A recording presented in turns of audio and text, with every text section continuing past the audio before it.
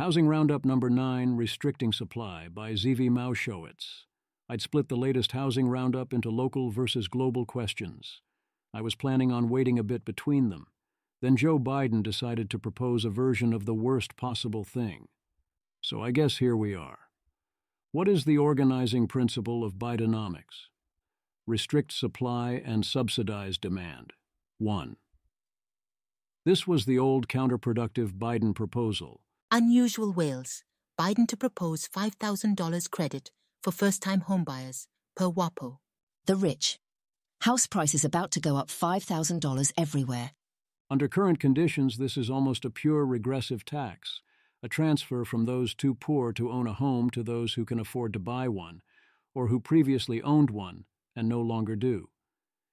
If there were no restrictions on the supply of housing, such that the price of a house equaled the cost of construction plus the underlying price of land, then the subsidy would work, but also you would not need it. Yes, this implies that many good policy interventions are available.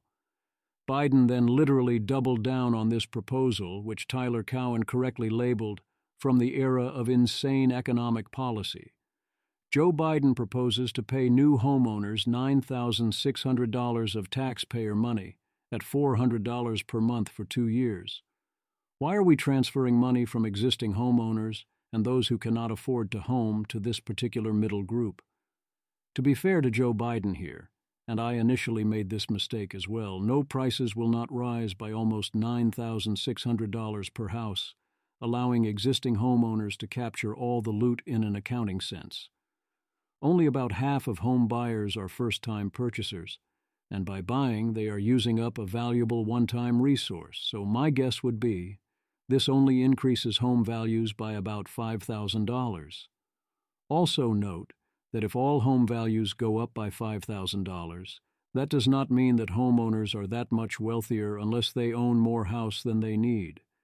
If you live in one house and own one house, you are closer to economically flat housing than to being long one house. You have to live somewhere. I also note that Biden's proposal of $400 per month for 2 years means that the first-time homebuyer likely cannot use that $9,600 as part of their down payment on the house. So the one actual plausible thing this might have done to allow first-time buyers to assemble their down payment doesn't even work. Madness. Here is the best counter-argument I have seen. Zach Cantor. I'm amazed at the outcry in response to this. Subsidizing demand will just drive up housing prices.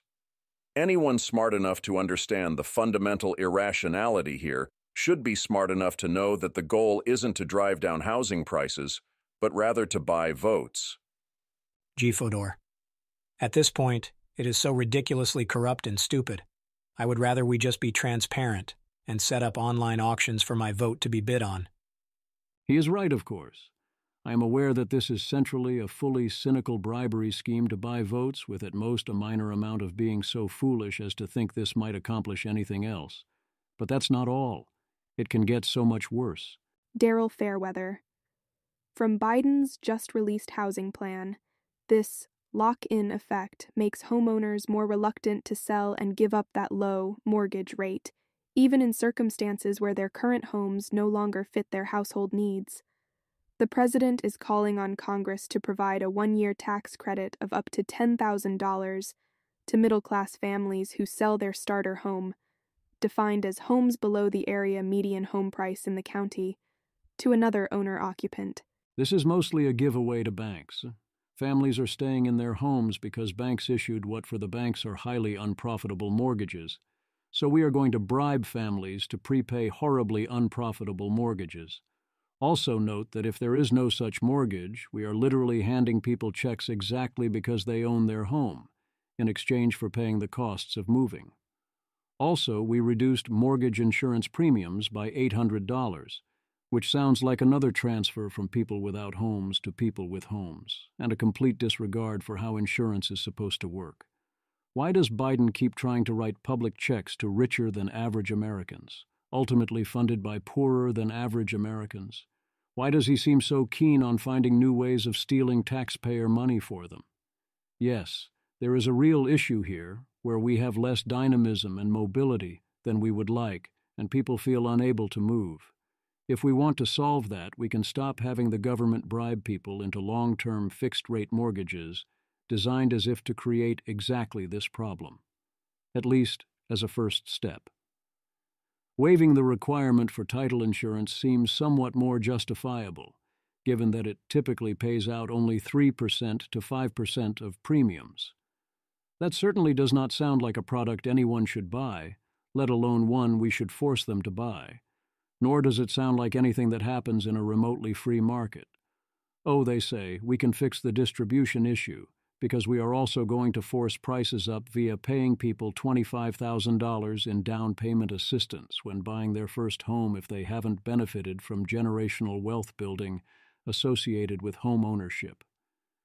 The result of this will inevitably be to put people into homes they do not want and cannot afford, because that bribe is too big to pass up.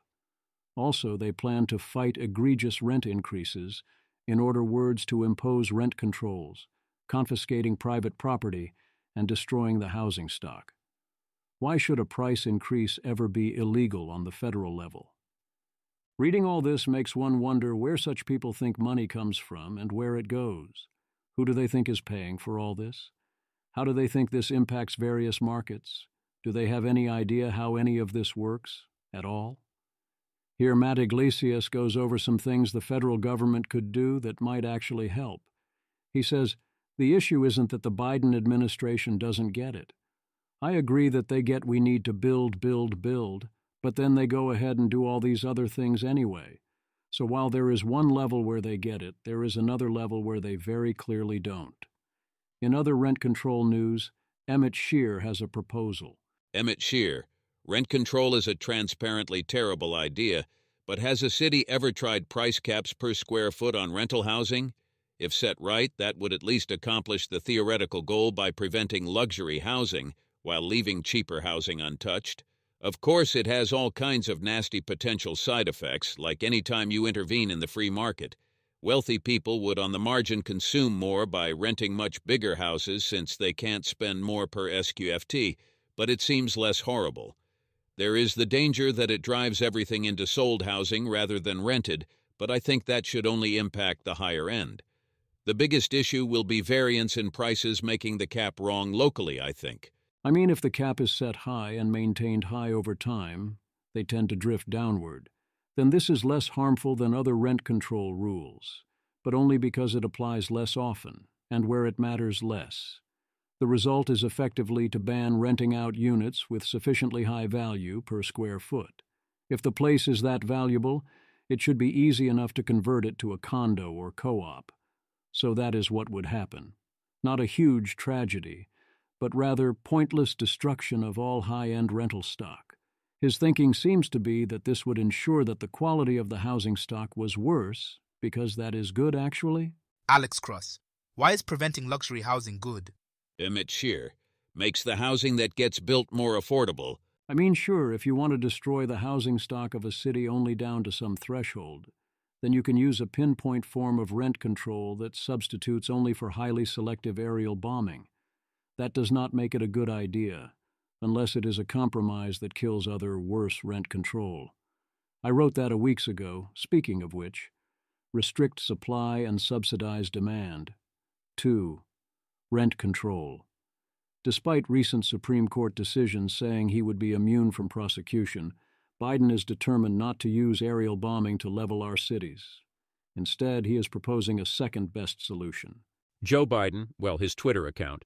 I'm sending a clear message to corporate landlords. If you raise rents more than 5%, you should lose valuable tax breaks. Families deserve housing that's affordable. It's part of the American dream. Jason Furman. Top economist, Obama administration, quoted in WAPO. Rent control has been about as disgraced as any economic policy in the toolkit. The idea we'd be reviving and expanding it will ultimately make our housing supply problems worse, not better. Jeff Stein and Rachel Siegel, WAPO.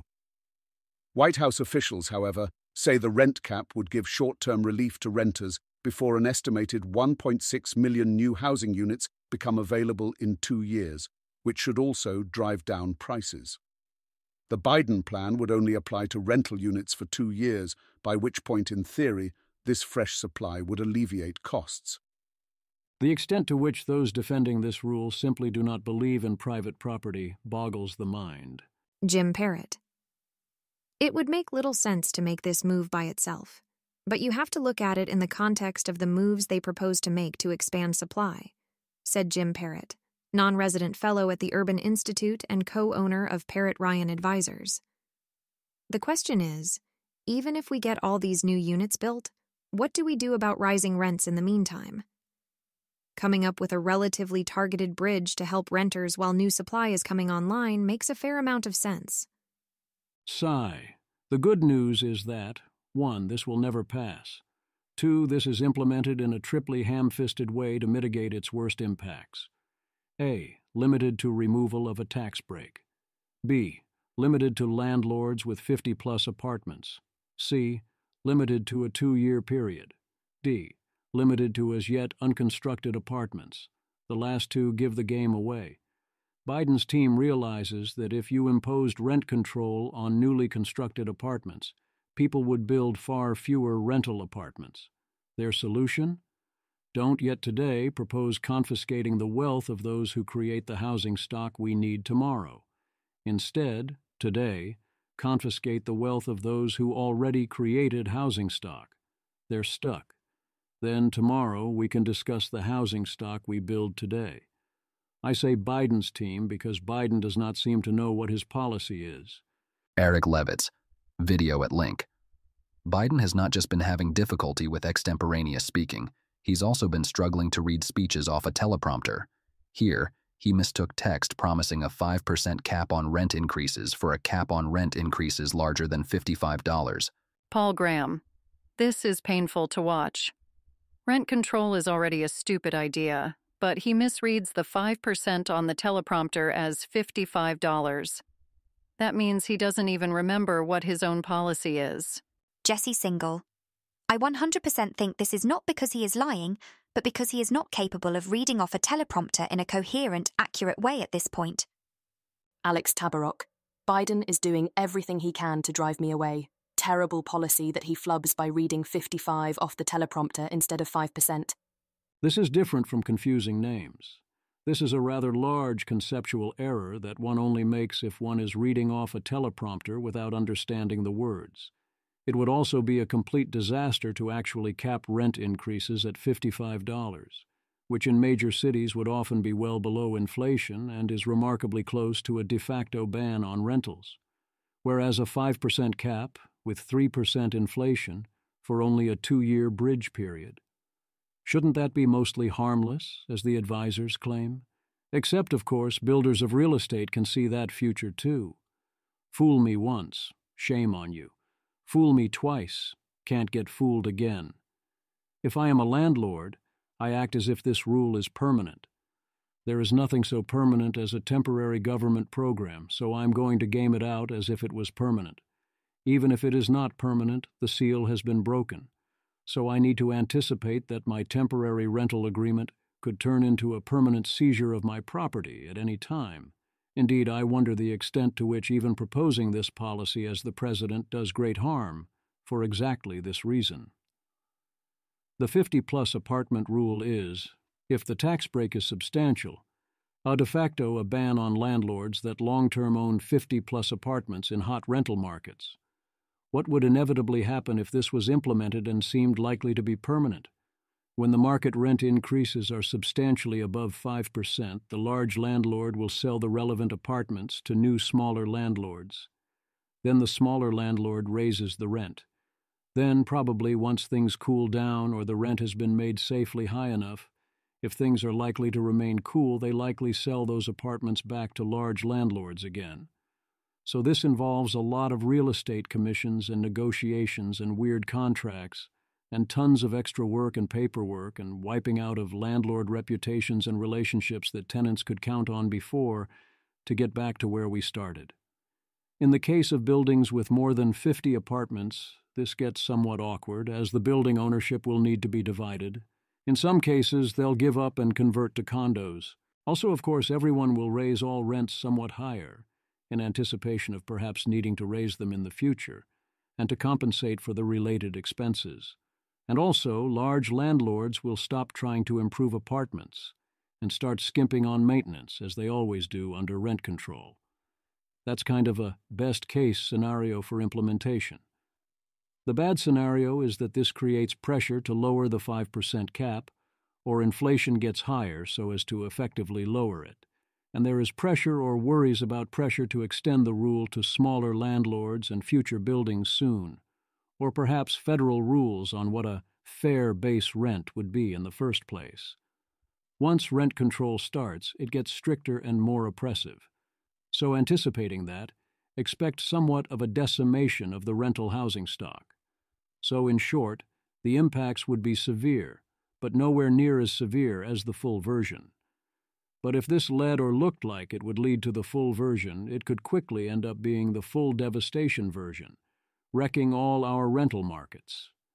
Who wants to risk renting a place when the federal government might decide to effectively confiscate your property whenever it feels like it? As a reminder, what does rent control do? Alex Tabarrok links to Colo Dillon's comprehensive review of the literature. Things with a plus go up, things with a minus sign go down. You should see the other guy. What about Trump's housing policies? A long time ago, I had high hopes in this area. Whatever his other faults, however many crazy tariffs he might impose, Donald Trump is famously a real estate developer. He built, baby, he built, so it seemed highly plausible he would adopt policies helping real estate developers to develop real estate, whether or not that involved massive graft. Then it turned out, no. Trump instead did things like warn that Democrats wanted to destroy the suburbs by building housing where people want to live. Either way, it did not seem like any sort of priority. Matt Iglesias. Trump's administration was initially pushing zoning reform, but then sometime in 2019, he fell in love with the idea that Cory Booker's zoning reform bill would destroy the suburbs, and they flip-flopped. But the man was a professional urban infill builder at one point, he knows. Bloomberg interviewed Trump this week, in which sometimes substantive questions are asked and at other times not, and then Trump is given room to talk, so we got in some questions about actual economic policies. It was a good reminder of how he thinks about all that. The transcript includes fact checks, which is fun, but they miss some spots, including the whopper in the very first line. Donald Trump. Well, I think manufacturing is a big deal, and everybody that runs for office says you'll never manufacture again. Even if you change everybody to the implied most people, this is still obviously false. Joe Biden very much has said the opposite in both of his campaigns and with his policies. Many candidates at all levels are constantly saying the opposite. I would not normally mention it, except as a first line in a fact-checked interview. I find it pretty funny. The actual fact checks are also often highly amusing. You can learn a lot by thinking about how Trump decided which claims and numbers to pull out of the air. Also, if you are a thin guy and you ever meet Donald Trump, drink a Diet Coke purely to blow his mind. So on housing, what did we learn? Q. I wanted to ask you about the housing market because that is a huge cost to people. The mortgage rates are so high, there is a huge housing supply problem right now. What is your plan to make housing more affordable for people? Donald Trump, that's a very good question. So 50% of the housing costs today, and in certain areas, like, a lot of these crazy places, is environmental, is bookkeeping, is all of those restrictions. Building permits, tremendous restriction. Plus, they make you build houses that aren't as good at a much greater sum. They make you use materials that are much less good than other materials. And the other materials are, you're talking about cutting your permits down in half. Your permits, your permitting process, your zoning, and I went through years of zoning. Zoning is like, it's a killer.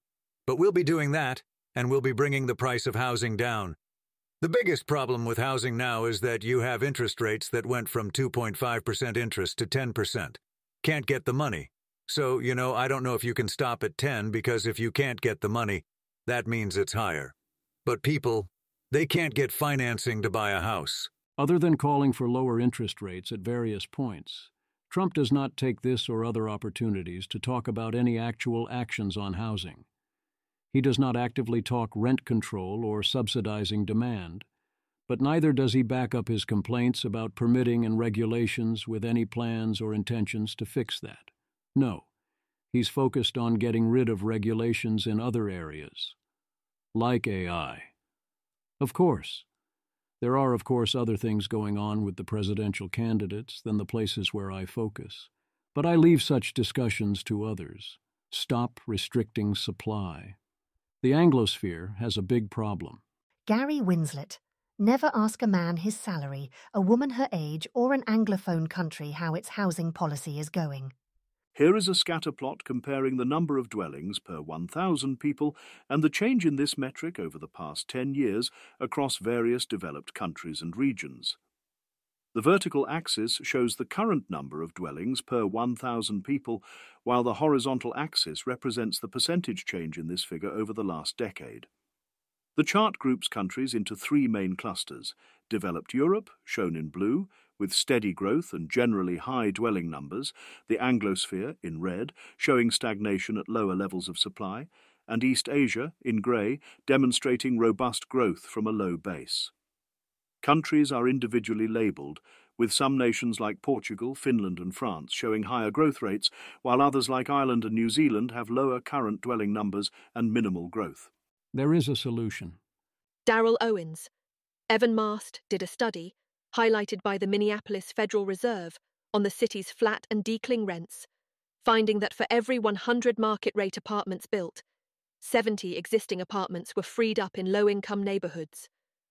What lessons on gentrification can be extracted here? Scott Linchycombe, ICYMI. I review the latest evidence of filtering, which shows that places like Austin and Raleigh that build more housing have lower prices on rents for all classes of homes, apartments, not just luxury units. But I also caution that true U.S. housing abundance is still a ways off. The problem is that people locally tend to oppose it. Jacob Shamsian. I need to read a New York Mag essay titled NYC or Kids that explores the tension between being able to afford this city versus building a family. Matthew Iglesias, the two things I hear about every affluent city: one, voters' number one concern is housing affordability, and they are desperate for politicians with bold solutions. Two, broad city-wise relaxation of land use rules would be toxic and unpopular. Despite my reputation, I actually do think there's a lot of stuff more market-rate construction can't solve. But middle-class people with decent jobs can't afford a bigger home, more convenient location, is like the thing you can fix with pure deregulation. All supply is good supply. Is affordable housing better than market-rate housing? I would bite the bullet and say affordable housing is simply some combination of 1. An inefficient tax on building or owning housing. 2. An inefficient allocation of housing to those who value it less. 3. An inefficient allocation of capital, where we massively subsidize a few people. 4. An inefficient lowering of the quality of the housing stock. 5. An inefficient way for people to seek rent or feel righteous. Sometimes both. I put affordable in quotes because what people mean by affordable housing is housing where we allocate below-market units to those who have our favor, rather than the market price of housing gets more affordable. I am all in favor of that second one. Ideally, the prices decline sufficiently, and we allow the renting of sufficiently small units that housing becomes highly affordable. There are 3 legitimate purposes this is trying to address. 1. We need to tax something. Residential real estate makes sense to tax. 2. We want to do progressive redistribution. We can write that into the tax code. 3. We would like some less good apartments to exist. We can remove regulations. Thus, we have much better options than this affordable housing. I realize this is not a consensus view. Also, one could argue that current convention allows requiring that a developer provide affordable housing, but it does not allow the state to require that developer write the city a large check or agree to take on higher property tax rates.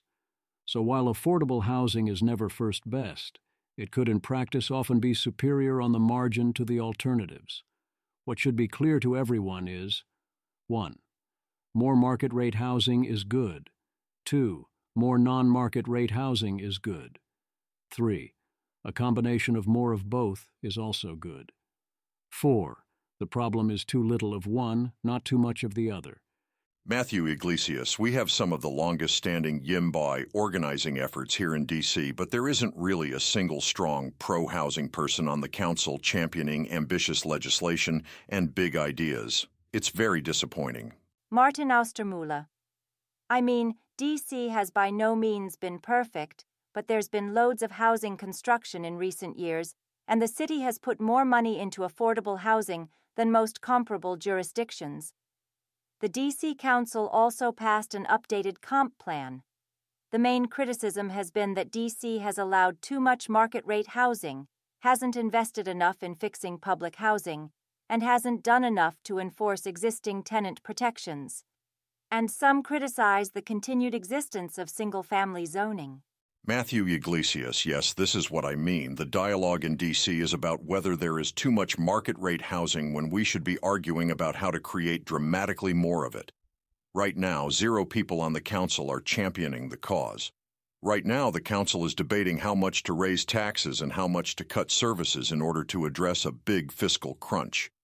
The best solution is to substantially roll back anti-housing regulations and grow the economy. Inclusionary zoning, as in forcing you to include affordable housing, meaning misallocated, mispriced housing, in order to build new housing. It is poorly named since its primary purpose is to exclude housing construction. Dan Bertolet. HB 1110 requires cities to upzone for middle housing, but does not require inclusionary zoning. IZ is particularly harmful to small-scale housing, and Seattle data shows it. To avoid undermining HB 1110, Seattle must not impose IZ on middle housing. Aaron Green. Look at how housing production plummeted after inclusionary zoning took effect. Now the people who would have lived in these new buildings are out competing with others for existing rental stock, pushing rents up for everyone. IZ makes the housing crisis worse.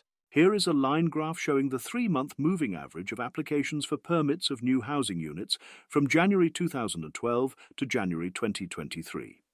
The graph compares 2 categories: 2-8 units in MHA, mandatory housing affordability areas, blue line, and 1 unit in non-MHA areas, pink line.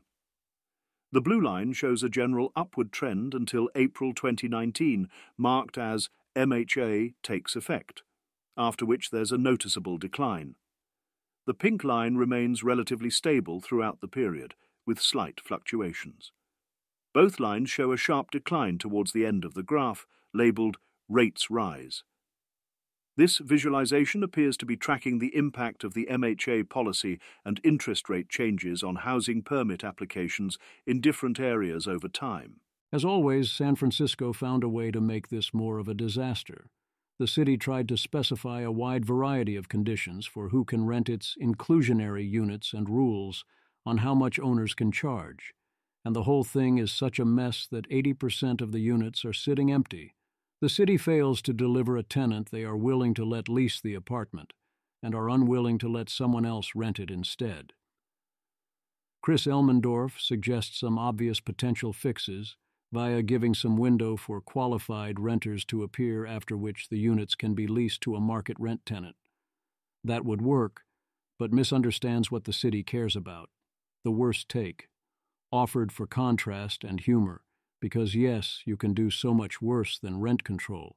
That challenge has been accepted successfully. Here is The Guardian attempting to blame the UK's housing shortage, caused of course by their never build houses policy, to not the absurd lack of supply, but rather on landlordism. The proposed solution is landlord abolitionism. I'll hand this one off. Iron Economist has various amusing counterpoints, some of which you know already, some details you likely don't. The UK really does have it far worse than us on housing. Hunter, the UK has a deep state and it's the planning system. If you can't build dense housing in the North London Business Park, then you've made it illegal to build dense housing. London has the worst in the world. The current planning system should be utterly abolished. Armand Domilevsky. It blows my mind that UK politics is not an endless 24/7 screaming match about the housing crisis. London has Detroit wages and San Francisco rents, and yet people are still anxious that it is adding too much housing. Remember, though, it can always get worse. Scott Lynchicombe, yeeks! Alex Stapp. New degrowther idea just dropped in the UK. Instead of making it legal to build more housing, they're just gonna checks notes. Reallocate the spare bedrooms in under-occupied houses. Forrest Ratchford. This reminds me of a story my Polish friend told me that during communist period, when his parents went to ask for permits to expand their house, the government said if they did, they would relocate another family to live with them. Simon Pivshik, funny. In Poland and the USSR, the government would really do this, but mostly because of wartime damage. It was universally agreed that it's temporary, and housing construction must solve this issue. The UK wanting to do this just so that they can avoid skyscrapers around is wild. Arthur Borman, my God, we did need the Third Amendment.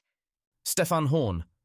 I've written a new piece for the IIPP UCL blog. Meeting housing needs within planetary boundaries requires opening the black box of housing demand. The key idea of the paper and research agenda is that housing can be used very differently. 1. To meet the housing needs of the population, and 2. As a luxury good or status symbol. Housing policy is typically about achieving 1. The central tool to deliver housing policy has been to just build more homes. However, it has been shown that this is both ineffective and resource-intensive. We therefore take a step back to look at the entire housing stock. It turns out that, in England, there are already more than enough houses to meet housing needs.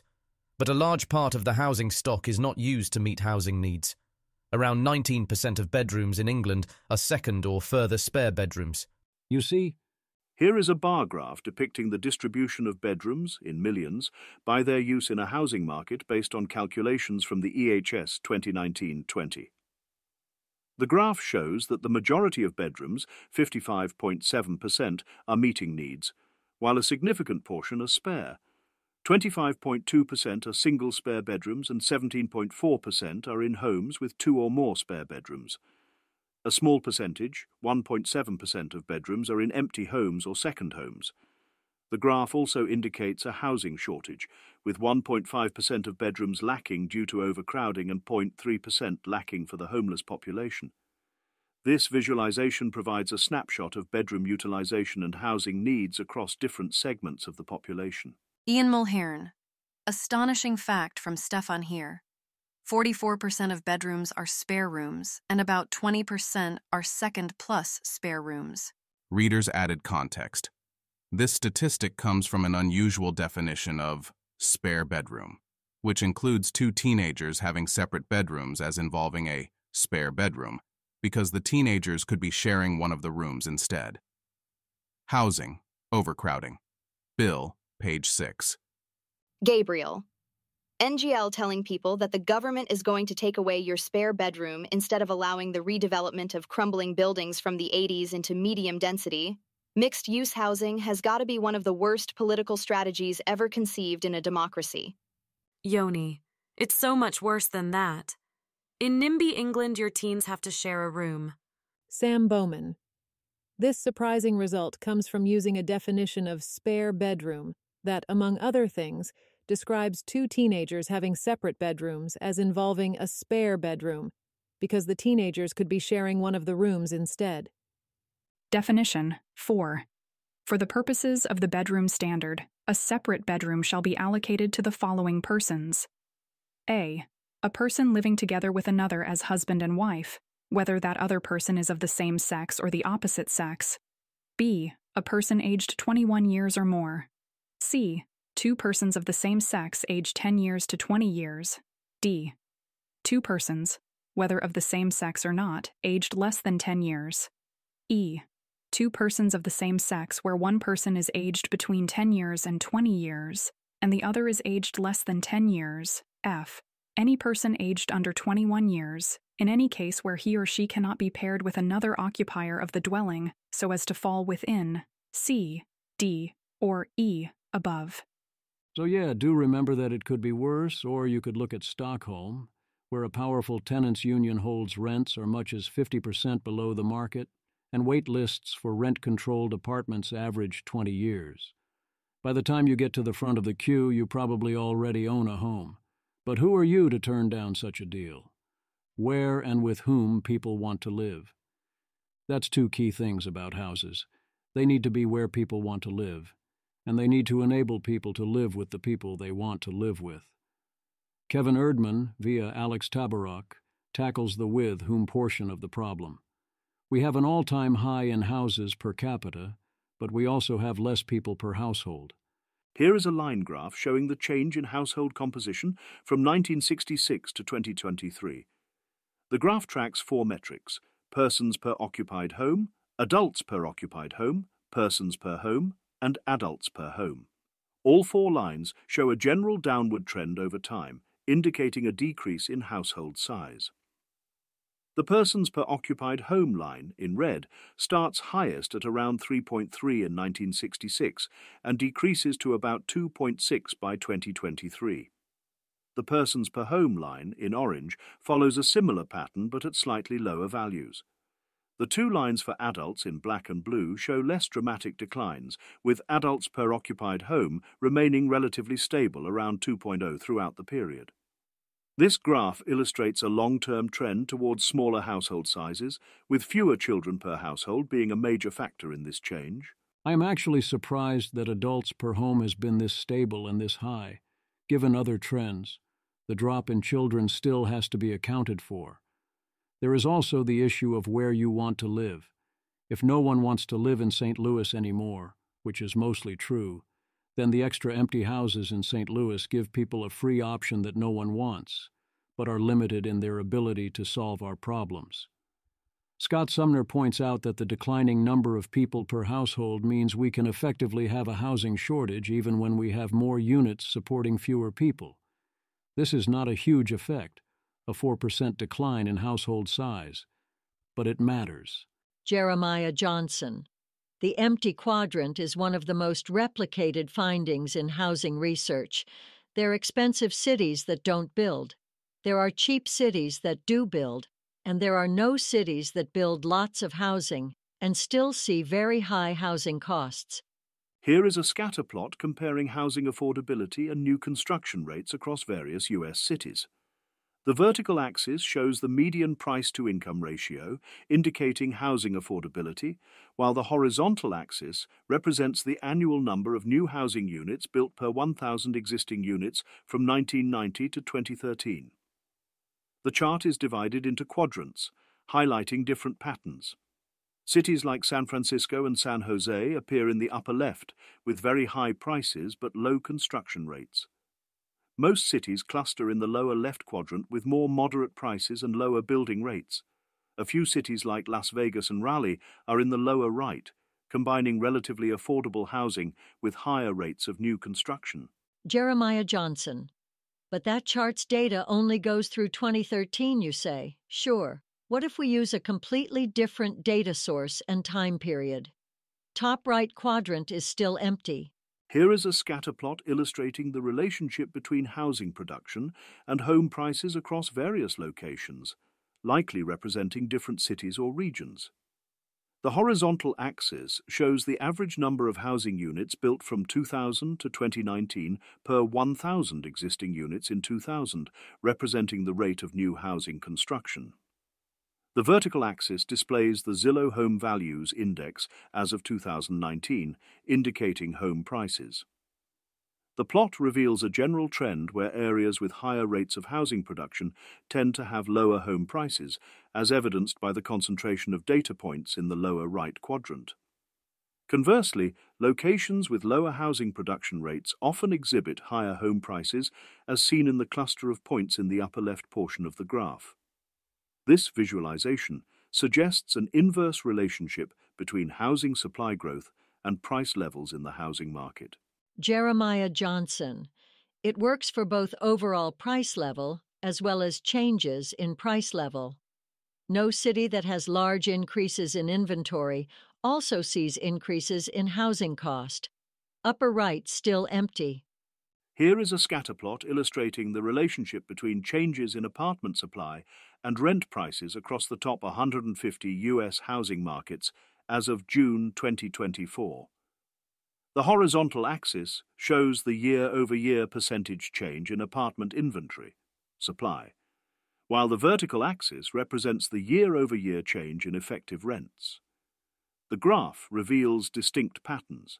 Cities in the Midwest, Northeast, and college towns, upper left, show low to moderate supply increases, but growing rents. West Coast cities, lower left, demonstrate lower to moderate supply and demand growth with decreasing rents, and Sunbelt and mountain region cities, lower right, exhibit high demand coupled with higher supply growth, resulting in moderate rent decreases. This visualization effectively highlights how variations in housing supply across different regions correlate with changes in rental prices. Seth Byrne. One of the things about new construction that might not seem obvious is that they have an urgent need to fill all of the units ASAP. They start off with debt and need cash flow, so they have to price these units to move. In short, they need to undercut the market. The counterargument would be that most places have stopped building tons of housing, and the only places that still do so are ones with lots of empty space around and a willingness to grow via sprawl. Those are not going to be high-rent locations, so this relationship might not be causal. Except supply and demand, so of course it also is causal. Matching. Megan McArdle. One of the more interesting paragraphs I've read in a while. Paper. If internet search is increasing equilibrium match quality, then some of the recent observed house price increases may be due to improvements to match quality rather than basic supply and demand factors. Assuming that gross output measures should be adjusted for quality changes. This implies that real growth in the output of housing may be understated due to quality increases being misattributed to the price deflator. Standard hedonic methods for estimating constant quality price deflators in housing typically only control for the observed physical characteristics of a home and do not account for unobserved match quality between the buyer and the house. Megan McArdle. Basically, improved search technology might mean people find homes better suited to them, and since they value them more, they might be willing to pay more. So some portion of the house price increases we currently treat as inflation should actually be seen as quality improvement. So first off, no. Even if true, that is some bullshit. On the conceptual level. That is not what quality means. My being able to find the right house raises the utility I get from my house. It does not improve the quality of the house, and that increase should not impact the deflator. We can talk about matching as another product we produce perhaps. Zillow and Street Easy count as services, or we can talk about the resulting utility or both. But that doesn't measure the quality of the housing stock. That is the quality of the matching market. What about the underlying dynamics? Does better matching increase prices via increased willingness to pay? This is not obvious. How do people choose how much to spend on housing? One obvious strategy that many actually employ is to buy the best place you can afford. In this case, if matching improves, then one should expect higher consumer surplus, and also for customers to sometimes move down and buy a place that is generically worth less because it is better for them. So if anything, this would point the other way. Another obvious and common strategy is to meet your needs and pay whatever it takes to do that. In that case, better matching will mean you need less house to meet your needs, so you will end up paying less, and overall the market should stay static or decline once more. The standard economic strategy of maximizing consumer surplus, of moving up in price until you aren't getting enough out of it, could potentially raise overall demand if better matching meant greater marginal returns, not only greater absolute returns. Then there's the contrast between houses with multiple matching buyers, where the price gets bid up higher, versus places that are not actually great fits for anyone, so the price collapses. As with many markets, this means that details matter more, and the places that do everything right, the A-level real estate, profits, whereas those who are flexible get better deals. This feels like another one of those ways in which economists tell people they are better off and getting richer, and people look at them like they are crazy. Universality.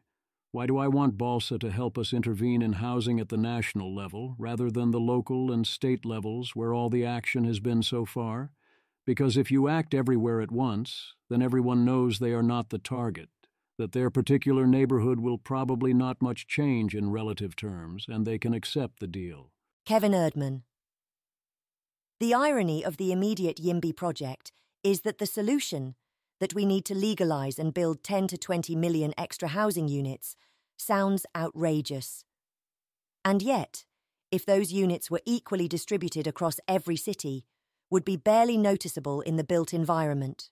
Matthew Iglesias, this is exactly right. Dramatically reducing land use regulation in your neighborhood would be very disruptive, but doing it in every neighborhood, including yours, would transform the national economy without changing that much in any specific place. We still should change certain specific places quite a lot. The most valuable cities, especially New York City and San Francisco, should grow much bigger. And there are some hugely underbuilt other areas like Palo Alto. But mostly this is a deal that should have overwhelming support if done all at once.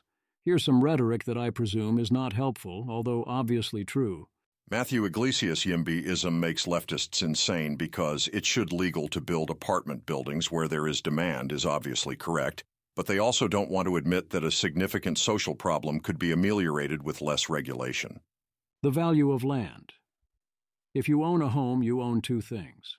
1, the home, 2, the land. When zoning changes, you get to build on your own land too, or sell it someone who will.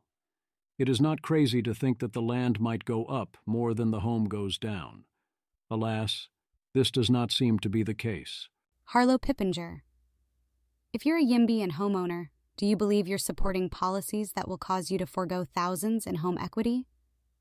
Matthew Iglesias, my view is that better regulatory policies will increase the value of land but decrease the price of housing. Build homers. I don't think so based on Houston. The study says it did not happen in Houston, perhaps because so much new housing was built that this was sufficient to offset the value of being able to build.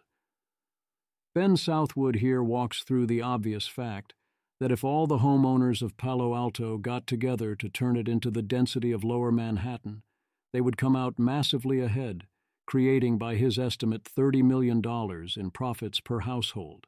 So, he says, NIMBY is not about money and home values. Alas, that does not follow. Because homeowners are not thinking this way and considering this alternative, merely opposing each marginal change in turn. It does, however, propose an alternative. We are talking about $1 trillion in total net profits, to be divided between landowners and developers, and a total investment required on the order of $2 trillion to get it, including upgrading city services, including mass transit. So the obvious thing to do is to run for mayor with a city council slate on a platform of full Manhattanization, and an offer as part of that to buy all existing homes for their current assessed value, plus $5 million. Get funding from every VC in the Bay. Stop thinking so small. Sure, some people would still vote no, but would half of them turn that down? Plenty of other places to buy elsewhere with your windfall if you want to keep the old lifestyle going. The doom loop. Space can definitely be oversupplied where people less often want to live. Once it starts, it makes the problem worse. Unusual Wales. Oh no. The largest office building in St. Louis has sold for $3.5 million per WSJ. In 2006, it sold for $205 million. Conrad Putzier, WSJ. It's a classic chicken and egg kind of deal, said Glenn McDonald, a professor of economics at Washington University in St. Louis's Olin Business School. People don't go there because there's nothing to do. There's nothing to do because people don't go there. From there, desolation spread south. Across the street from the garage, a St. Louis bread sandwich shop, part of the Panera chain, shuttered. That left the attorneys at law firm Brown & Crouppen without a lunch spot. It's pathetic that a Panera was the thing holding this area together, but it really did. said the firm's managing partner Andy Crouppen. It brought people from 5-6 blocks away. It created a little bit of activity. When that left, it created a noticeable void in the area, Crouppen said. People started walking in another direction. This is the 44-story AT&T tower, so I presume it is the building on the left. The majority of area storefronts sit empty. Several replies claimed this failed to include assumed debt, but there does not seem to be debt. According to Wolf Street, this same building was sold for $4.1 million in a foreclosure sale in 2022, which means it was bought debt-free. It also means this was a loss even from that low point. Danielle Fong, imagine you just bought this. What would you do with it? Benjamin, there is a crazy power incentive that came with this. Something like less than 7 cents per kilowatt hour, I think. Obviously, at that point, turn the whole thing into a BTC mining farm.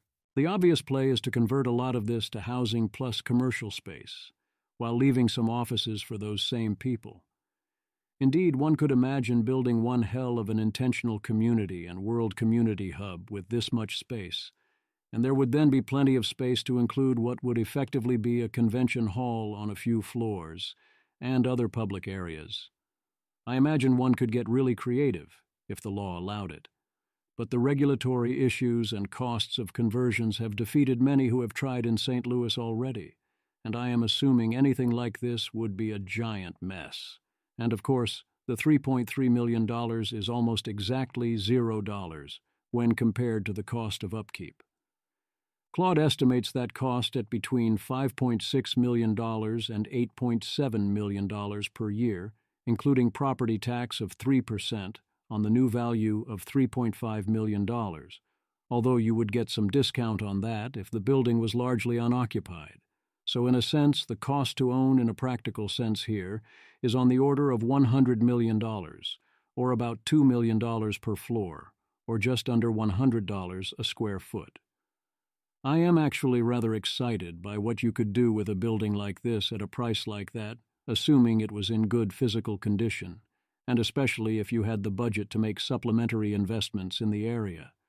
You could think big and ensure that the area suddenly had good versions of everything people actually want to have locally available, by being willing to initially run them at a loss, including inside the building. Why is this building worth something rather than nothing? The price is an option. If you buy the building for $3.5 million, you always have the option to sell it for $0, as indeed effectively happened in 2022, since transaction costs ate the entire sale price. If you figure out how to make the building profitable, or St. Louis gets a downtown revitalization and suddenly people want to come back, you win big. So that is worth something, even if you then must pay millions a year if you want to hold on to it. Alternatively, it is pure winner's curse. The option value is not worth the ongoing costs, but someone will be willing to try. My guess is that the bet is good if you can afford to make the full bet and lose considering the upside. But if you have this kind of budget, risk appetite, and willingness to actually do physical things, then you have many great opportunities. More surprising is this sale, given that Washington, D.C. is going well. It looks like it was due to massive floating rate debt, and in this case all we actually know is that no one thought it was worth assumption of the debt. Triple net investor Just In Holiday Inn Express in Washington, D.C. sells at a shocking 80% discount to debt owed. The lender was the only bidder in the foreclosure auction, bidding $18.5 million. The lender was owed $83 million as the largest secured creditor. The 247-room hotel opened in December 2022. And here we have 1740 Broadway in New York selling for $185 million. Down from $605 million, it is approximately 600,000 square feet. So tempting. This resulted in the first loss on an AIDA-rated slice of a CMBS deal since 2008. And here is 750 Lexington, down from about $300 million to about $50 million. Here's San Francisco's 995 Market Street, sold at auction for $6.5 million versus an old price of $62 million in 2018. Boston flirts with doom loop territory. Brooke Sutherland and Shree Taylor, Bloomberg. Boston Mayor Michelle Wu is seeking to raise commercial property tax rates to help protect homeowners from the brunt of the historic slump in office property values. So your commercial real estate drops in value and your response is to tax it more. How are sale prices? So out of whack with rents and income. This seems like it shouldn't be sustainable. Here is a line graph depicting the trends in real house prices and rents in Amsterdam over 4 centuries, from 1620 to 2020. The data is indexed with 1620 as the base year, 100. The blue line represents house prices, while the grey line shows rents. Both metrics fluctuate over time, showing periods of boom and bust. House prices exhibit more volatile movements compared to rents, especially in recent decades. The most striking feature is the dramatic surge in house prices starting around 1990, which far outpaces the increase in rents. By 2020, house prices have skyrocketed to nearly 600 on the index, while rents have increased more modestly to about 200. This graph illustrates the long-term historical context of Amsterdam's housing market and highlights the unprecedented nature of recent house price appreciation relative to rents. This is less extreme, but similar. Here is a graph showing the price-to-rent ratio in the United States from 1970 to 2023. The ratio measures the relative affordability of buying versus renting housing. The chart reveals significant fluctuations over time, with the ratio averaging 101.82 across the entire period. Notable points include a record low of 88.51 in Q3 1982 and an all-time high of 141.14 in Q2 2022. The graph illustrates 3 major peaks, one in the early 1980s, another around 2006, likely corresponding to the housing bubble, and the most recent and highest peak in 2022.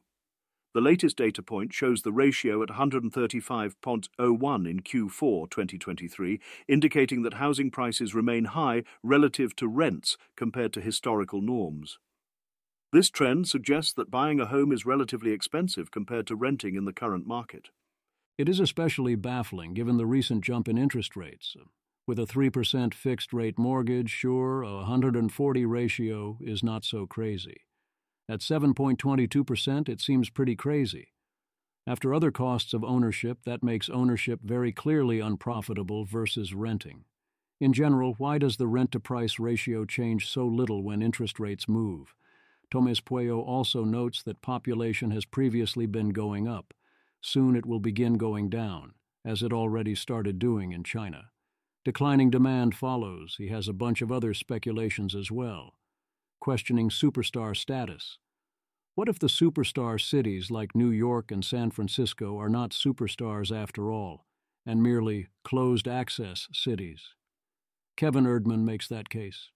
Their rents and productivity numbers are only high, he says, because they prevent housing construction and choke off supply. Yes, rents are high, but also they fully capture the gains in income if you include that they price less productive people out of living there. He says we shouldn't see such cities as having such high demand and contrasts this with Detroit's heyday, when it was more productive but only modestly so because it did not keep people out. I don't buy this at all. Yes, it is sad for you if you move to New York, your productivity doubles, your salary doubles, and after rent and taxes and other higher expenses, you do not have any more money. That does not mean your productivity did not double. Even if you are doing the same tasks, the fact that people willingly pay you twice as much is strong evidence that your production is worth more. Also, price will always be the ultimate measure of demand.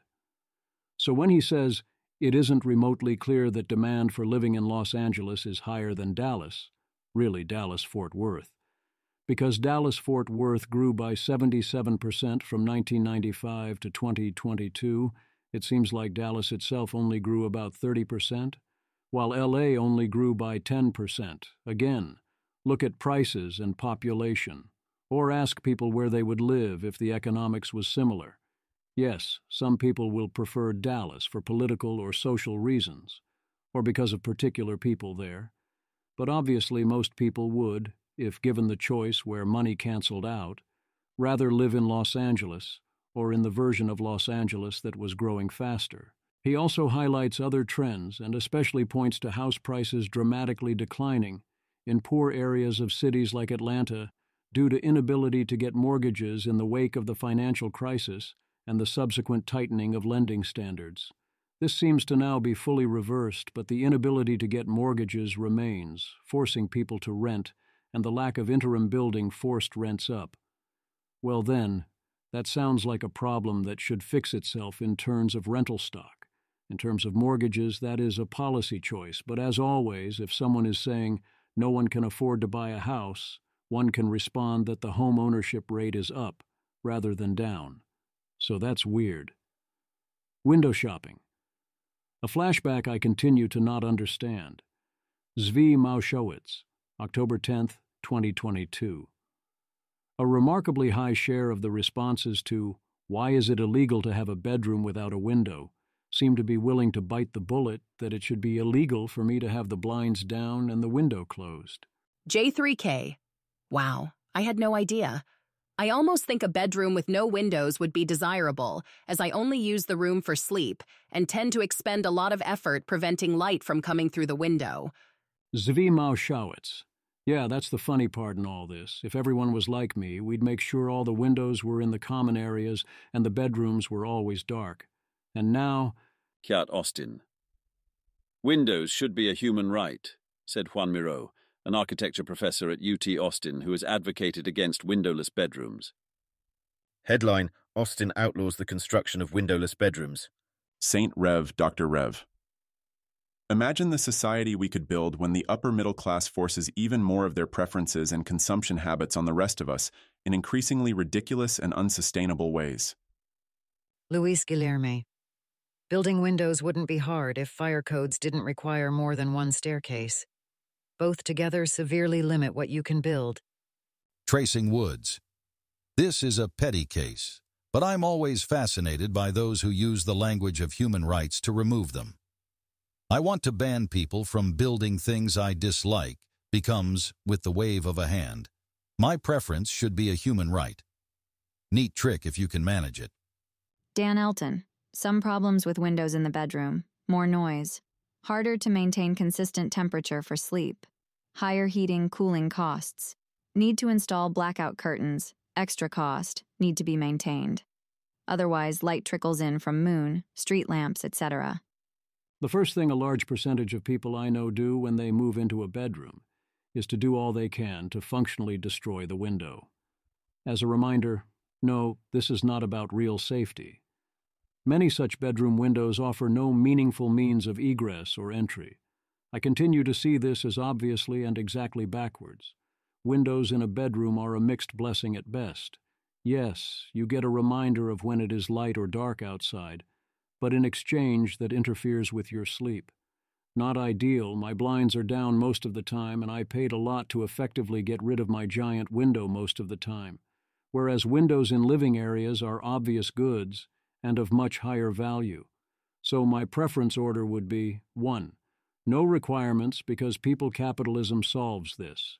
If people want windows, people will pay more for windows, and we will get the right number of windows. Banning what you dislike is the opposite of a right. 2. Require a window somewhere in the apartment on the theory that windows are a human right, or the worry that people will feel pressured into moving into windowless places and go insane. I disapprove, but I do get it. 3. Require a window in the living area. 4. Require a window in the bedroom area. Minimum viable product. A tour of a fully minimalist 250-square-foot bachelor apartment in Tokyo for $300 per month. 10-minute walk from the train station, has all the basic things for a base of operations, completely illegal to build basically anywhere in America you would want to build it. This seems pretty great, we should do a lot of this. Yes, it sucks to be this cramped, but letting people conserve capital and have a good location is really important. In America, on the other hand, we go big when we go home. Matthew Iglesias, not only are European homes small, 20% of the square footage is occupied by clothes hanging up to dry, but they have more orderly public spaces. Ryan Radia. Maybe the American Home Shield analysis of Zillow data is more accurate than the HUD Census Bureau American Housing Survey, but for those who are curious about the latter, it tends to show somewhat smaller housing units in the United States. Only certain states are available. Looks like American Home Shield includes houses and condos, whereas the American Housing Survey includes houses, condos, and apartments. First graph below is Zillow, then the one below is HUD. Here is a map of the United States showing the median square footage of occupied housing units in select states, based on data from the American Housing Survey. The map uses a color scale ranging from yellow, smallest, to dark purple, largest, to represent different median sizes. Colorado has the largest median at 1,650 square feet, while New York has the smallest at 1,200 square feet. Several states in the Northeast and Midwest show similar medians around 1,500, 1,600 square feet. California and Florida have slightly lower medians at 1,350 and 1,500 square feet respectively.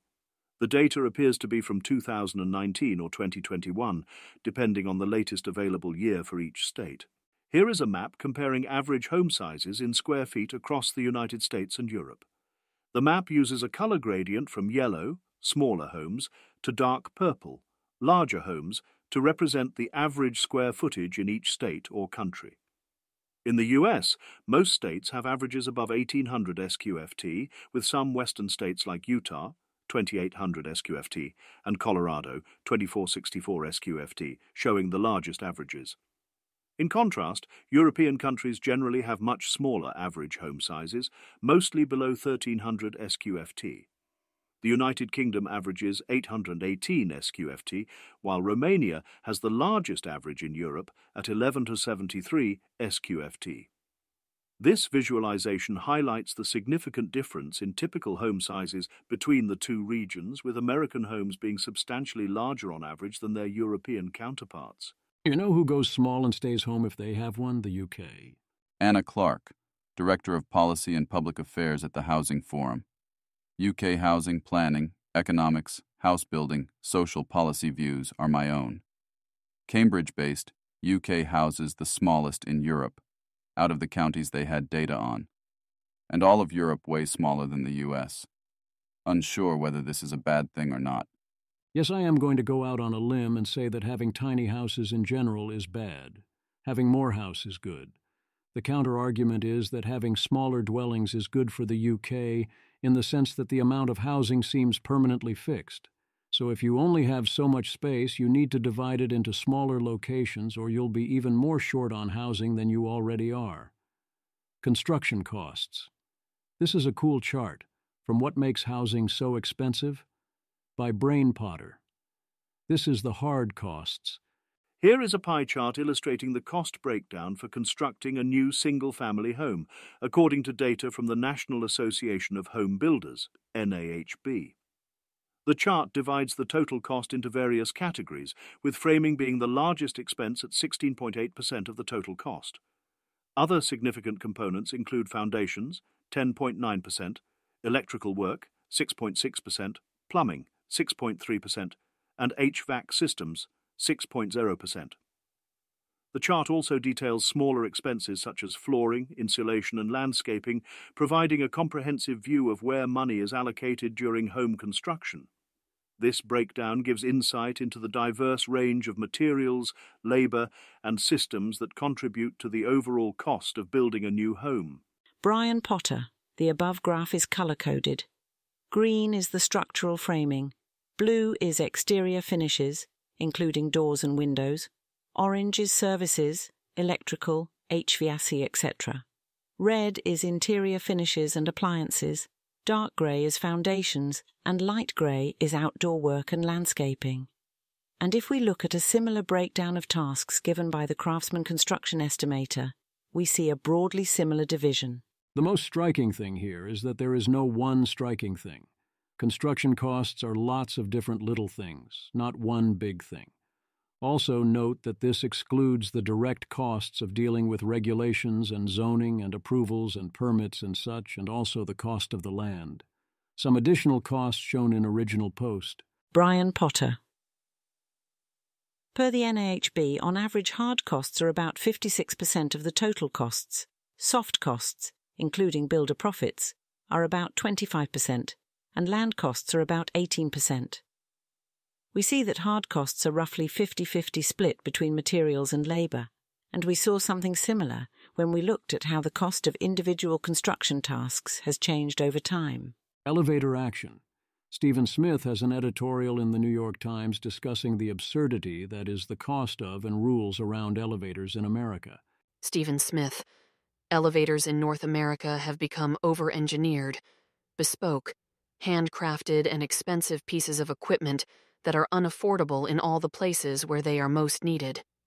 Special interests here have run wild with an outdated, inefficient, over-regulated system. Accessibility rules miss the forest for the trees. Our broken immigration system cannot supply the labor that the construction industry desperately needs. Regulators distrust global best practices, and our construction rules are so heavily oriented towards single-family housing that we've forgotten the basics of how a city should work. Nobody is marveling at American elevators anymore. With around 1 million of them, the United States is tied for total installed devices with Italy and Spain. Behind the dearth of elevators in the country that birthed the skyscraper are eye-watering costs. A basic 4-stop elevator costs about $158,000 in New York City, compared with about $36,000 in Switzerland. A 6-stop model will set you back more than 3 times as much in Pennsylvania as in Belgium. Maintenance, repairs, and inspections all cost more in America, too. The Europeans have a standard building code for elevators, and they build lots of small ones, large enough for a wheelchair and 1 additional person. They do not let the perfect and huge be the enemy of the good. We instead impose tons of requirements, force everything to have its own uniquely American supply chains, and due to various requirements, our labor costs are, like the most famous of elevators, through the roof. This and other similar limiting factors hugely raise the cost of housing construction. The solution to elevator regulations could not be simpler. The European Union has a perfectly good set of rules. They work. Adapt those. Similarly, we can copy their rules about what buildings require multiple staircases.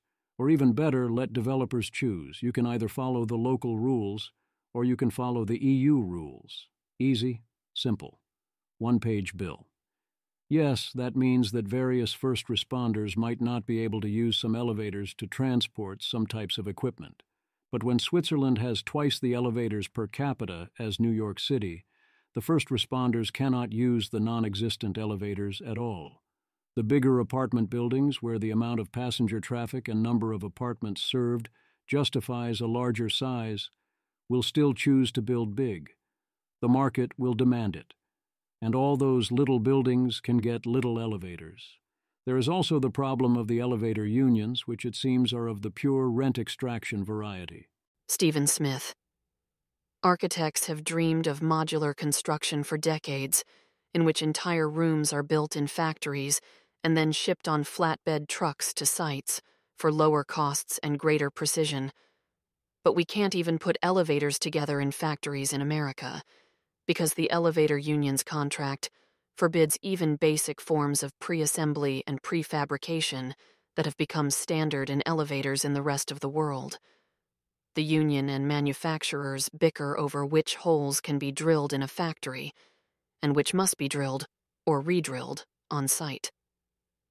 Manufacturers even let elevator and escalator mechanics take some components apart and put them back together on site to preserve work for union members, since it's easier than making separate, less assembled versions just for the United States. Ryan Smith.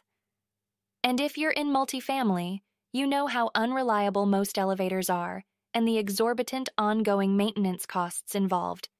They usually take days to fix, and the downtime hammers resident satisfaction. Brian, when this sort of rent-seeking happens, all of us pay for it. A lift should not cost 5 times less in Switzerland. Noah Smith. The problem with American unions is not that they exist. It's that too many of them look backward to the 1950s and want to RETVRN instead of embracing modern technology. Unions elsewhere are more forward-looking. Noah is exactly on point. If the union uses its position to get higher pay and better working conditions, up to a rather high point that seems fine and often actively good, costs go up, but the workers benefit in line with costs. If the union is as described here and engaged in active sabotage and massive driving up of costs in order to create make-work, that is an entirely different scenario. The union only captures a small fraction of the additional costs, and everything becomes hostile and terrible. We need to find a way to ensure that extraction is in the form of higher wages, not in the form of enforced inefficiencies to create work, and to draw a clear distinction between those two modes. Of course, the elevator theory of housing, saying it explains housing costs, is going too far. This is a surprisingly large form and cost factor, since it restricts entire classes of construction, but not the main event. Hal Singer, why have housing costs skyrocketed? Progressives, hedge fund or private equity have been buying up hundreds of thousands of homes. Pricing algorithms allow landlords to coordinate price hikes.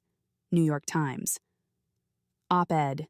No, it's the high cost of elevators and the elevator union. Epilogue. The reason why elevator costs are so high is because of extreme concentration. It is not the fault of the elevator union or regulations, as Iglesias and Yimby Wise would have you believe. His team could never blame companies, i.e. prospective clients. First, it's a fixed cost which shouldn't enter the pricing calculus. I love little windows like this into people's thinking. Why would fixed costs matter? More than that, he's claiming that the reason costs are 5 times higher in America is because of extreme concentration, without citing any evidence. Well, why exactly do we not see market entry? And what does this have to do with the central claims? Matthew Iglesias, so many leftist professors are genuinely incapable of engaging with an argument on the merits and just resort to bullying. The op claims that U.S. building codes make elevators more expensive than European or Asian elevators. Is there a rebuttal to that claim? I know there is a lot of leftist fascination with private equity investments in housing, but the explicit thesis of the investors is that regulatory barriers to supply will make these bets pay off. Hal Singer. Who cares about elevator costs? Many buildings don't have one, and for those that do, the elevator is a small percentage of total costs. The whole reason most buildings do not have elevators is that we have made it prohibitively expensive in space and money to put in elevators to most buildings, versus Europe, where a lot more buildings do indeed have elevators. And that difference also rules out a variety of housing construction and is hell on the disabled. That's the whole thesis. I do not know how much of the additional costs are due to unions as claimed, versus due to regulatory requirements, including labor shortages due to licensing requirements and immigration laws.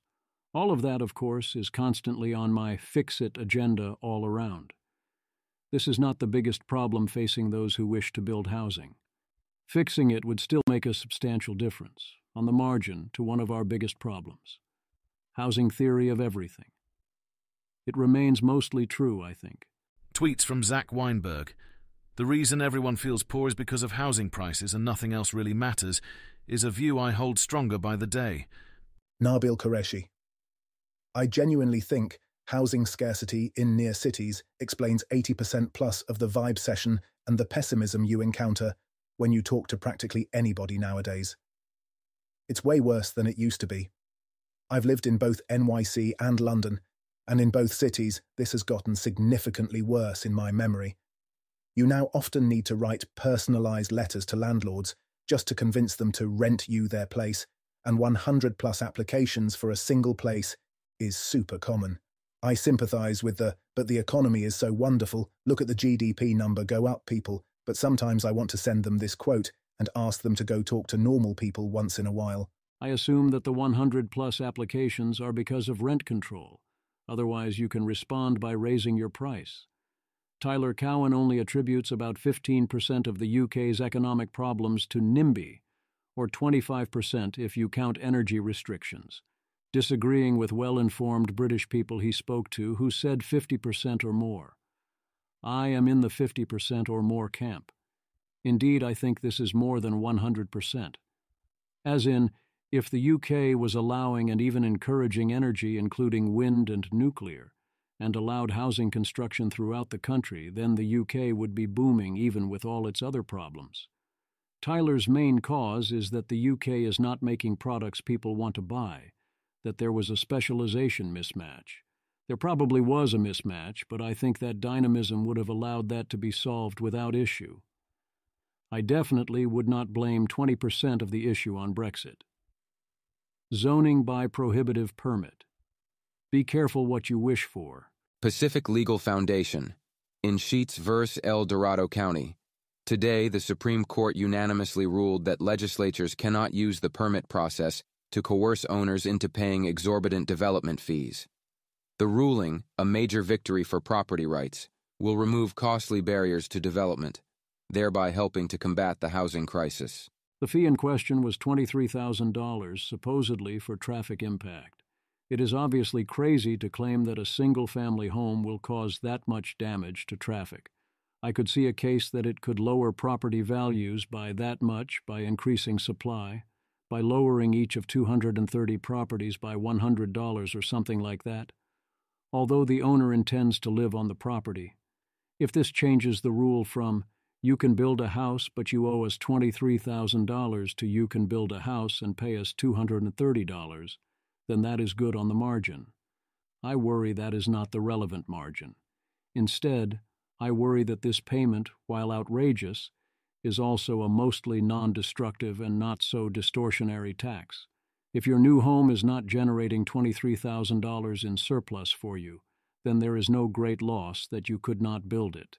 And if you have an empty lot, then the purchase price is now presumably $23,000 lower. So all you are doing is imposing a tax on the value of land, which is one of the best ways to tax. In exchange, the city feels good about letting you build and is less inclined to impose other barriers. If they tried to charge $230,000 instead, that seems a lot worse, but this seems fine? Yigby why? Yes, in God's backyard? 6 states propose bills allowing various charities to get around zoning laws or get tax advantages for building affordable housing. I do not see any reason to give preferential treatment to religious organizations or to give to them a large share of the surplus available from building new housing. It is still miles better than not building the housing. Paris is worth a mass. The true NIMBY. Ben Yelin, MD Senate, currently debating one of Governor Moore's housing measures that you've written about. My own Republican state senator is excoriating it. Funny twist. After attacking the bill for 20 minutes about how this bill was unfair to landlords, he says he's going to vote for it because he was able to secure amendments that made it better. Matthew Iglesias, he's complaining about legislation battering the state's landlord community. Alexander Turok. Many landlords own 1 or 2 properties. They're not all millionaires. Yes. One could argue that it would be better if identical housing was more expensive rather than housing being cheaper, so that those who own the existing housing stock can profit off of those so unwise as to need to rent or buy. It is a preference one can have. Or perhaps this is the true NIMBY. Hayden Clarkin, California. NIMBYism is so extreme that Redondo Beach has denied the demolition of a power plant next to a beach in order to block the construction of more housing. The definition of chutzpah. It's basically this via Scott Lynchicombe. Jeff Collins.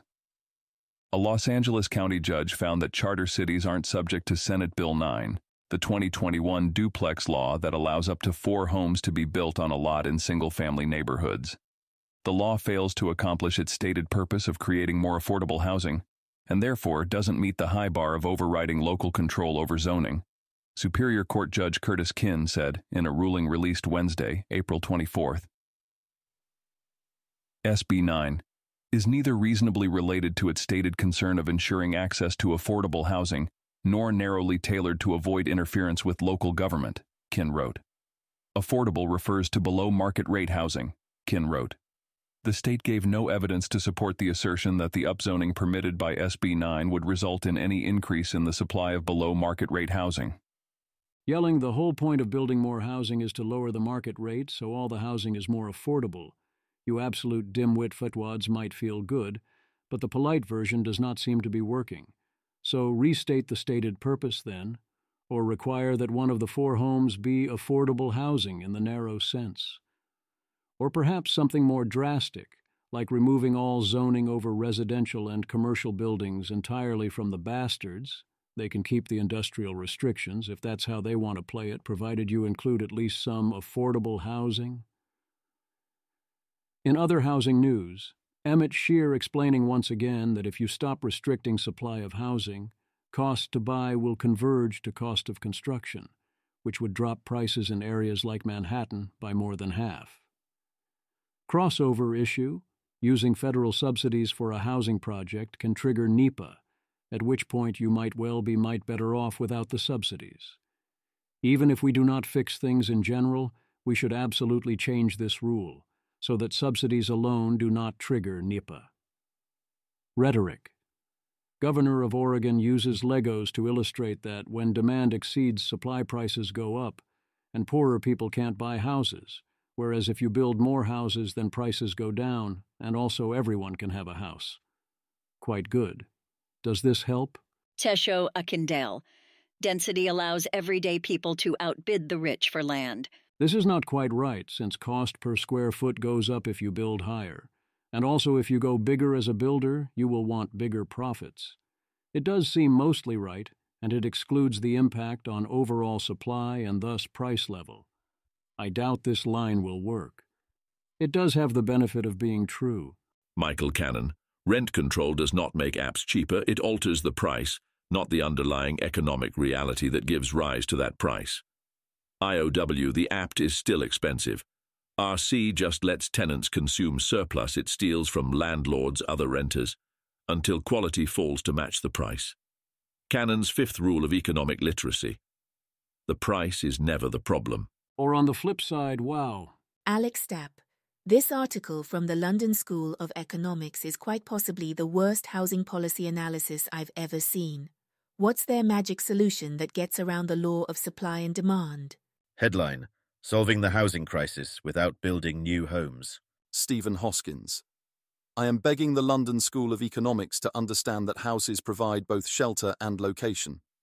We're inventing new forms of there are more vacant homes than homeless people every single day. The thread has more details, but seriously, I can't even.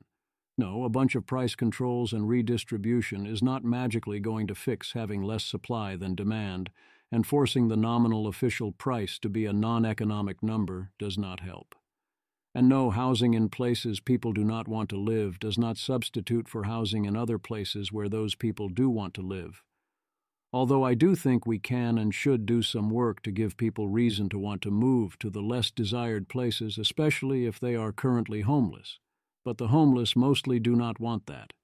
Environmentalists should favor density. 3 huge reasons. 1.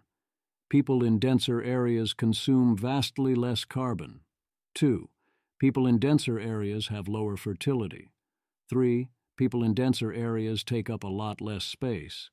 Or you could look at it like this. Sam, urbanism protects rural and natural land, whereas suburban sprawl frequently requires paving over natural landscapes and chopping down tons of trees. Jason Cox. It really wrecks some people's brains to learn I'm pro-urbanism largely because I'm pro-rural and agricultural areas remaining such. They're so excited to let me know I'm a clueless urbanite that doesn't know where food comes from, or what freedom looks like in my crime-infested city abode, without realizing I live much of the year on a working rural farm. Both areas add value to society, and the first shouldn't be allowed to swallow the second unchecked, because we lack the will to let cities be cities. Do not give the people what they want.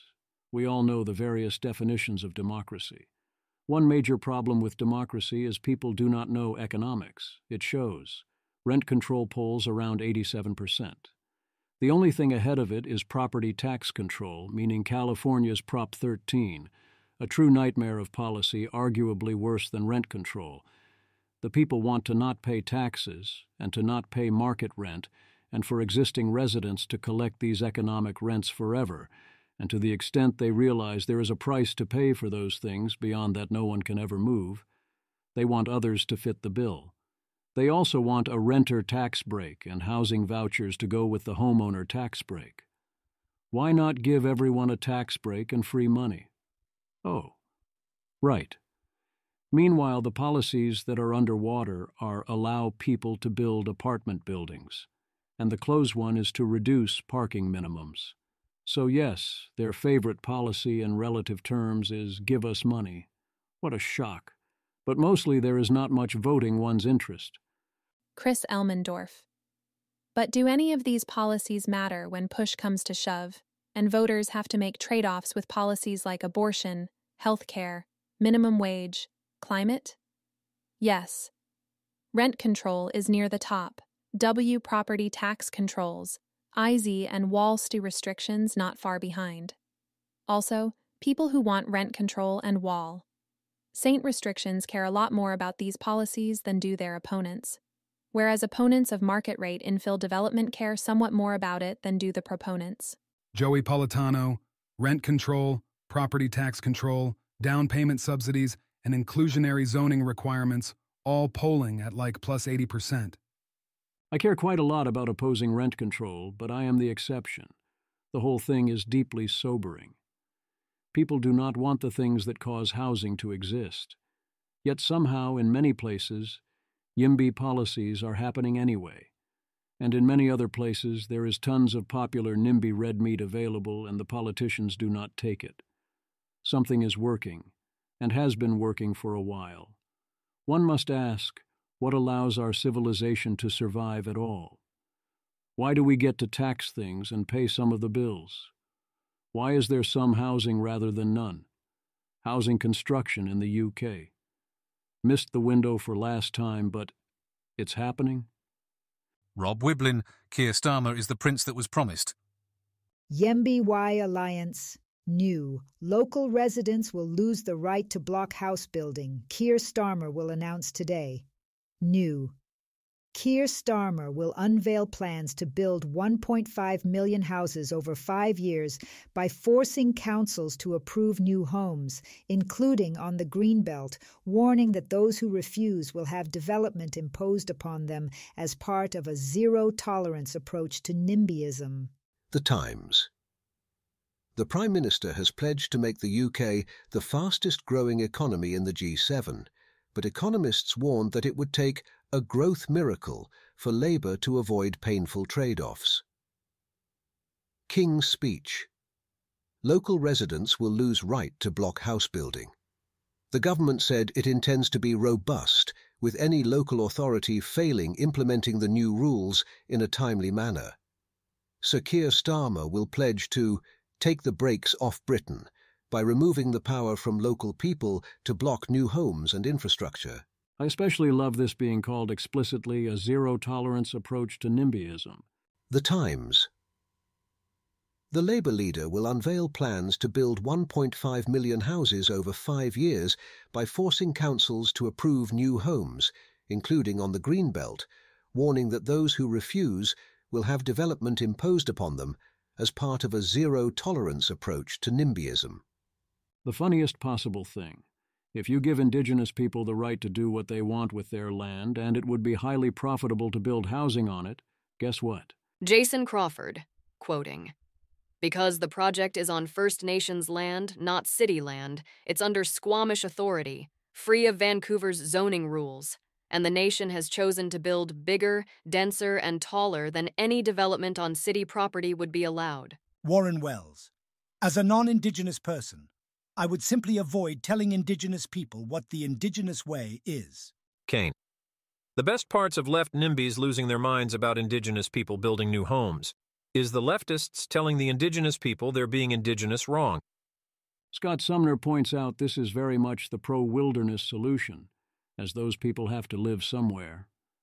I have no idea if this is a complaint that is all that common.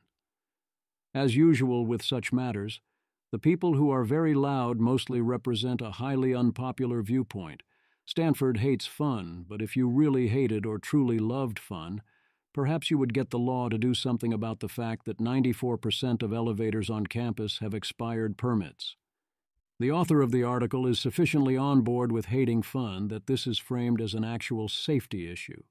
Other funny things. Sheil Monot, Caltrain Deputy Director, built himself an apartment with kitchen and shower inside the Burlingame train station with $42,000 of public funds, each invoice less than $3,000, and it took 3 years for it to be discovered. I demand a short documentary about this. I haven't seen footage anywhere. Jerusalem, knowing literally nothing else about this, go off King. Jail? You should hire him to figure out how to build housing this cheaply in California. Jason Crawford. My main takeaway here is that you can build a home in CA for $42,000 as long as no one is watching. Land trusts are super weird. Shouldn't we either make who owns what properties public and something you can take in a legal judgment or not? Instead, you can pay a small fee to get around those issues.